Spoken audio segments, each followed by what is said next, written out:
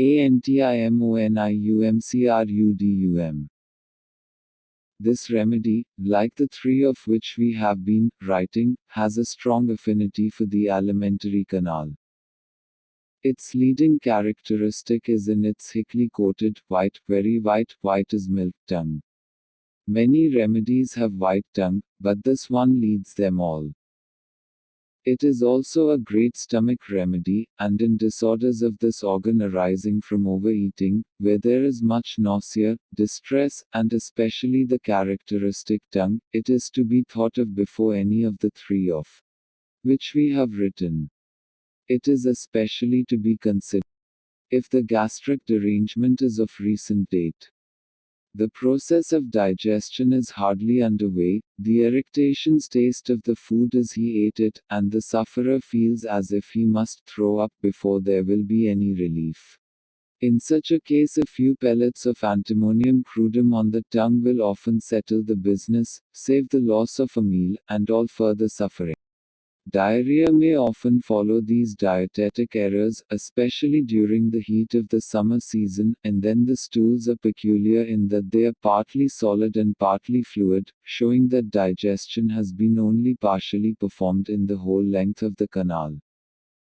Antimonium crudum and brionnes are sometimes present about equal claims in a case of summer complaint, but the case in its entirety must decide the choice between them.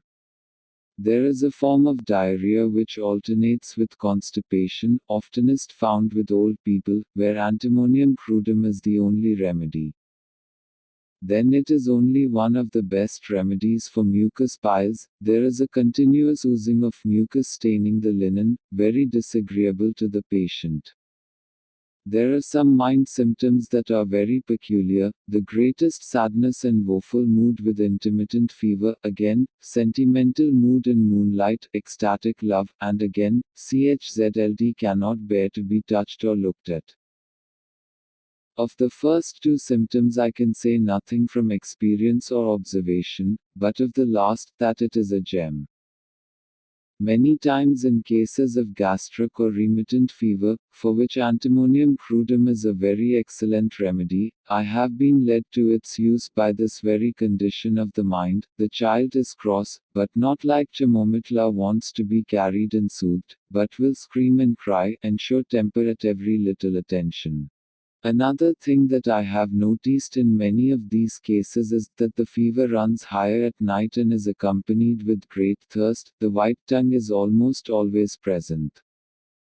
Such children are quite apt, even when around the house, to have so cracked and crusty nostrils, and corners of the mouth, and so this may appear when sick.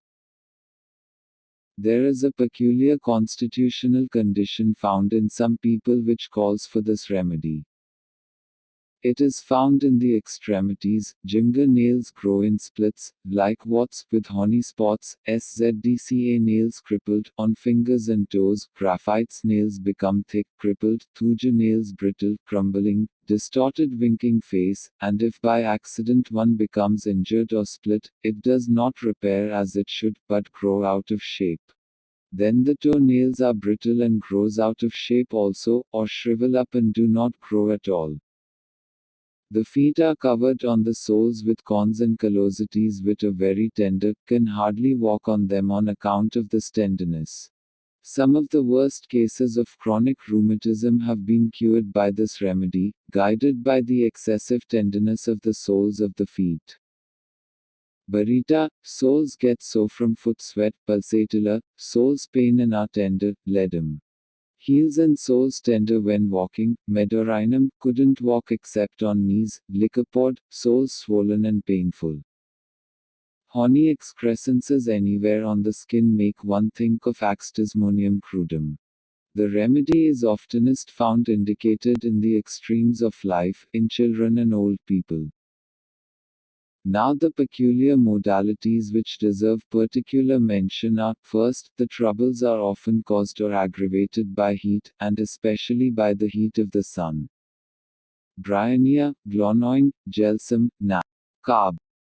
The patient feels exhausted during warm weather, the gastric troubles come on, or worse, such as nausea, vomiting and diarrhea.